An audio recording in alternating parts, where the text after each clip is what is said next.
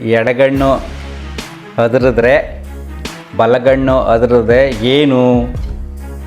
ಬಲಗಣ್ಣು ಅದ್ರದೆ ಕೆಟ್ಟಾಗುತ್ತೆ, ಆದರೆ ಹೆಣ್ಮಕ್ಳಿಗೆ ಎಡಗಣ್ಣು ಒಳ್ಳೆಯದಂತೆ. ಮೂಢನಂಬಿಕೆಗಳು.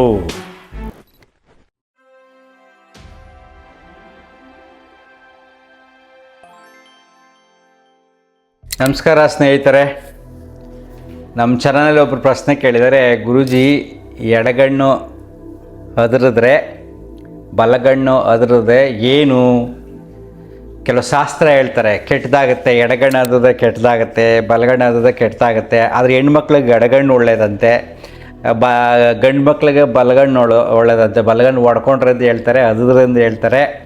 ಸೊ ಈ ರೀತಿ ಎಲ್ಲ ಹೇಳ್ತಾರಲ್ಲ ಗುರೂಜಿ, ಏನು ಅರ್ಥ ಅಂತ ನೋಡಿ. ಇದೆಲ್ಲ ಸುಮ್ಮನೆ ಬಂದಿರತಕ್ಕಂಥ ವಿಚಾರಗಳು.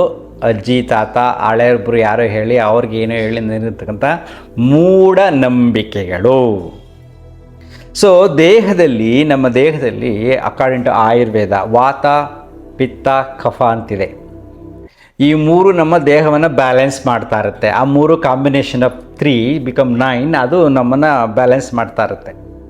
ಅದರಲ್ಲಿ ವ್ಯತ್ಯಾಸ ಆದಾಗ, ದೇಹದಲ್ಲಿ ವಾತ ಜಾಸ್ತಿ ಆದಾಗ ನಿಮ್ಮ ಎನರ್ಜಿ ಲೆವೆಲ್ ಚೇಂಜ್ ಆಗಿ ಅಲ್ಲಿ ಕಣ್ಣು ಅದರದಂಗೆ ಆಗುತ್ತೆ, ಕೆಲವ್ರಿಗೆ ಕೈ ಇಲ್ಲೆಲ್ಲ ಭುಜ ಹೊಡ್ಕೊಂಡಂಗೆ ಆಗುತ್ತೆ, ಕೆಲವ್ರಿಗೆ ಎದೆ ನಡುಗ್ದಂಗೆ ಆಗುತ್ತೆ.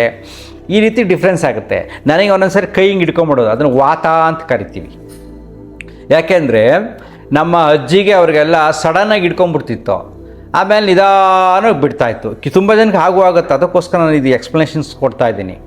ಸೊ ನಾನು ಚಿಕ್ಕದ್ರಲ್ಲಿ ಸುಮ್ಮನೆ ಇದ್ದಾಗ ನೋಡಿ ಹಿಂಗೆ ಹಿಡ್ಕೊಂಡ್ಬಿಡ್ತಿತ್ತು. ಇದು ಯಾಕೆ ಹಿಂಗಾಗುತ್ತೆ ಗೊತ್ತಿಲ್ಲ. ಆಮೇಲೆ ಸ್ವಲ್ಪ ಹೊತ್ತು ಅದನ್ನು ಬಿಟ್ಬಿಡೋದು, ಒಂದೊಂದು ಸಾರಿ ಜಾಸ್ತಿ ನೋವಾಗ್ಬಿಡೋದು.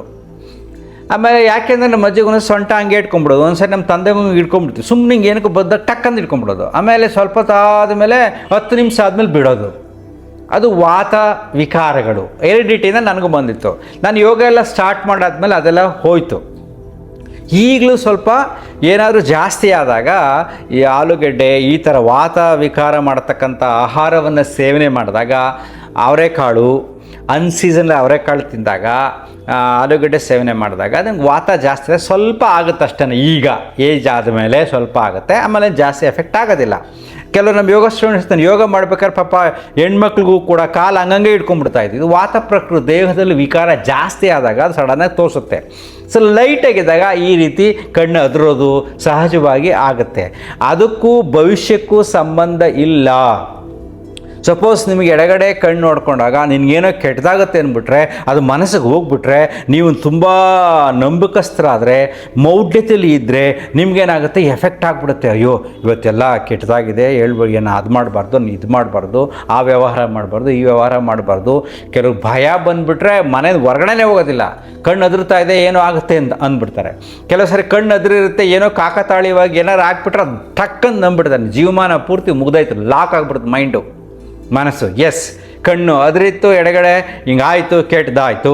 ನೀನು ಅದೇ ಗಾಬರಿನಲ್ಲಿ ಹೊರಗಡೆ ಬೈಕಲ್ಲಿ 2 ವೀಲರ್ ಹೋಗ್ತಾ ಇರ್ತೆ, ಬೆಂಗಳೂರು ನೋಡಬೇಕು, ಸಿಟಿಗಳಲ್ಲಿ ನೋಡಬೇಕು, ನಾನು ಸರಿ ಇದ್ರ ಪಕ್ಕದ ನಿಂಗೆ ಬಂದುಬಿಟ್ರೆ ಮುಗಿದೈತೆ ಕತೆ.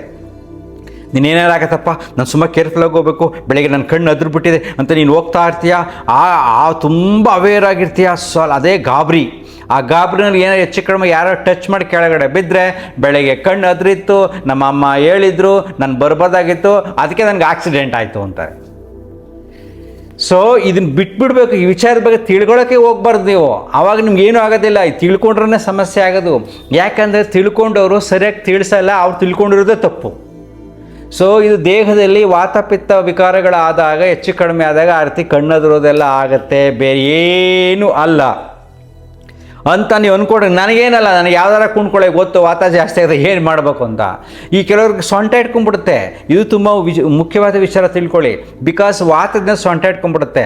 ಆವಾಗ ಸ್ವಲ್ಪ ರಿಲ್ಯಾಕ್ಸ್ ಮಾಡಿದ್ರೆ, ಕೆಲವು ಸಾರಿ ನಾನೇ ಕೂಡ ಒಂದು ದಿನ ಫುಲ್ ರೆಸ್ಟ್ ಮಾಡ್ತೀನಿ ಆ ರೀತಿ ಇಟ್ಕೊಂಡ್ಬಿಟ್ಟಾಗ. ಈಗ ತುಂಬ ಕೆಲಸ ಓವರ್ ಎಕ್ಸಸೈಸ್ ಮಾಡಿದ್ರು ಹಂಗಾಗುತ್ತೆ. ಜಾಸ್ತಿ ಕೆಲಸ ಮಾಡಿರ್ತೀವಿ, ಡ್ಯಾನ್ಸ್ ಮಾಡಿರ್ತೀವಿ, ನಾವು ಯೋಗ ಕ್ಲಾಸಲ್ಲಿ ಮಾಡ್ಬೇಕಾದ್ರೆ ಹಾಡಾಕೊಂಡು ಒಳ್ಳೆ ಡ್ಯಾನ್ಸ್ ಮಾಡಿ ಜಾಸ್ತಿ ಡ್ಯಾನ್ಸ್ ಮಾಡಿರ್ತೀವಿ, ಸೂರ್ಯ ನಮಸ್ಕಾರ ಮಾಡಿರ್ತೀವಿ. ಆಗಲೂ ಕೂಡ ನನಗೆ ಜಾಸ್ತಿ ಮಾಡಿದಾಗ ವಾತ ಜಾಸ್ತಿ ಆಗಿ ದೇಹ ಹಿಡ್ಕೊಳ್ಳುತ್ತೆ. ಅವಾಗ ನನಗೆ ಗೊತ್ತಾಗುತ್ತೆ, ಬಿಕಾಸ್ ಆಫ್ ದಿಸ್ ಇದಕ್ಕೆ ನನಗೆ ಸೊಂಟ ನೋವು ಬಂದಿದೆ ಅಂತ. ಆಗ ನಾನು ಮಲ್ಕೊತೀನಿ, ರೆಸ್ಟ್ ಮಾಡ್ತೀನಿ, ಹೋಗ್ಬಿಡುತ್ತೆ. ಆಸ್ಪತ್ರೆಗೆ ಹೋಗೋದಿಲ್ಲ, ಪೇನ್ ಕಿಲ್ಲರ್ ತೊಗೊಳ್ಳೋದೇ ಇಲ್ಲ. ಯಾಕೆಂದರೆ ರೂಟ್ ಕಾಸ್ ಏನು ಅಂತ ನನಗೆ ಗೊತ್ತು. ಸೊ ಸಮಸ್ಯೆಗಳ ಮೂಲವನ್ನು ಹುಡುಕಿದಾಗ, ಆ ಸಮಸ್ಯೆಗಳನ್ನು ಅರ್ಥ ಮಾಡ್ಕೊಂಡಾಗ ಎಷ್ಟೋ ಸಮಸ್ಯೆಗಳು ನಮ್ಮ ದೇಹದಲ್ಲೇ ಕರಗೋಗ್ಬಿಡುತ್ತೆ, ದೇಹನ ಹೀಲ್ ಮಾಡುತ್ತೆ. ನೀವು ಅರ್ಥ ಮಾಡ್ಕೊಳ್ಳೋದ ಗಾಬರಿ ಆಗಿಬಿಡ್ತಾರ, ಸುಮ್ಮನೆ ಏನೇನೋ ನಂಬಿಟ್ಟಿರ್ತೀರ. ಯಾವುದೇ ಶಾಸ್ತ್ರಗಳಿಂದ ದೇಹದ ಮೇಲೆ ಎಫೆಕ್ಟ್ ಆಗೋದಿಲ್ಲ, ಯಾವುದೇ ಶಾಸ್ತ್ರಗಳ ಮೇಲೆ ಮನಸ್ಸಿನ ಮೇಲೆ ಎಫೆಕ್ಟ್ ಆಗೋದಿಲ್ಲ. ಆದರೆ ಎಲ್ಲ ಶಾಸ್ತ್ರಗಳು ನಂಬುವುದರಿಂದ ದೇಹ ಮನಸ್ಸಿನ ಮೇಲೆ ಪ್ರಭಾವ ಬೀರುತ್ತೆ, ಆಗ ಅನಾರೋಗ್ಯ ಶುರುವಾಗುತ್ತೆ. ಇದನ್ನು ನೀವು ತಿಳ್ಕೊಳ್ಳಿ. ಅದಕ್ಕೆ ನಾನು ಹೇಳೋದು, ಹೆಚ್ಚಿಗೆ ಶಾಸ್ತ್ರಗಳ ಬಗ್ಗೆ ತಲೆ ಕೆಡಿಸ್ಕೊಳಕ್ಕೆ ಹೋಗಬೇಡಿ. ಸರಿತಪ್ಪುಗಳ ಬಗ್ಗೆ ವಿಮರ್ಶೆ ಚರ್ಚೆ ಬೇಡ. ನಿಮಗೆ ಯಾವುದನ್ನ ನಂಬ್ಕೊಳ್ಳಿ, ಏನಾದರೂ ಮಾಡ್ಕೊಳ್ಳಿ, ಖುಷಿ ಕೊಡುತ್ತಾ ನೀವು ಮಾಡ್ಕೊಳ್ಳಿ, ಖುಷಿ ಇಲ್ವೇ ಬಿಟ್ಬಿಡಿ. ಸೈಲೆಂಟಾಗಿರೋದು the best. That is called Vipassana meditation. Anapana, ಉಸಿರಾಟವನ್ನು ಸುಮ್ಮನೆ ಗಮನಿಸು, ಮನಸ್ಸನ್ನು ಖಾಲಿ ಮಾಡು, ಅದು ನಿಮ್ಮ ನೆಮ್ಮದಿಯನ್ನು ಕೊಡುತ್ತೆ. ಈ ರೀತಿಯಾದ ಸಣ್ಣ ಪುಟ್ಟ ಶಾಸ್ತ್ರಗಳ ಬಗ್ಗೆ ತಲೆ ಕೆಡಿಸ್ಕೊಳ್ಳೋಕ್ಕೆ ಹೋಗ್ಬೇಡಿ. ದೊಡ್ಡದಾದರೂ ಅಷ್ಟೇ ತಲೆ ಕೆಡಿಸ್ಕೊಬೇಡಿ. ದೇವ್ರು ಕೆಟ್ಟದ್ದು ಮಾಡಲ್ಲ ರೀ, ಇವನೇನೋ ಮಾಡಿಲ್ಲ, ನನಗೆ ಇವನು ಪೂಜೆ ಮಾಡಿಲ್ಲ, ಇವ್ನು ಹಿಂಗೆ ಮಾಡ್ತೀನಿ ಹಂಗೆ ಮಾಡ್ತೀನಿ ಅಂತ ಮಾಡತಕ್ಕಂಥ ದೇವರು ದೇವರಲ್ಲ. ಅವನು ಕರುಣಾಮಯಿ, ದಯಾಮಯಿ, ಸೃಷ್ಟಿಕರ್ತ ಅಂತ ಎಲ್ಲ ಹೇಳ್ತೀವಿ. ಆದರೆ ಆ ಪದದ ಭಾವಾರ್ಥವನ್ನೇ ನಾವು ತಿಳ್ಕೊಂಡಿರೋದಿಲ್ಲ. ಅವನದೇ ಸೃಷ್ಟಿ ಮಾಡಿದ ಬಾಳೆಹಣ್ಣು ಎಲೆ ಅಡಿಕೆನ ಕೊಟ್ಬಿಟ್ಟು ನನಗೆ ಈ ಕೆಲಸ ಮಾಡಿಕೊಡು ಅಂತ ಹೇಳೋದು, ಅವನದನ್ನು ಅವನಿಗೆ ಕೊಟ್ಟು ನಾವು ವ್ಯಾಪಾರ ಮಾಡೋ ಮನೋಸ್ಥಿತಿ ಈ ಮನುಷ್ಯರಾಗಿದೆ. ಈ ಶಾಸ್ತ್ರ ಪುರಾಣಗಳನ್ನು, ಈ ಮೌಢ್ಯಗಳನ್ನು ಧಿಕ್ಕರಿಸಿ ಮನಸ್ಸಿನಲ್ಲಿ ಪ್ರೀತಿ, ಸಹನೆ, ತಾಳ್ಮೆ, ಸೇವೆ, ಈ ಥರ ವಿಚಾರಗಳನ್ನು ತುಂಬಿಕೊಳ್ಳಿ. ಅದೇ ನಿಜವಾದ ದೇವರು. ಅರ್ಥ ಆಗ್ತಿದೆಯಾ? ಅಂತರ್ಮುಖಿ ಸದಾ ಸುಖಿ. Thank you.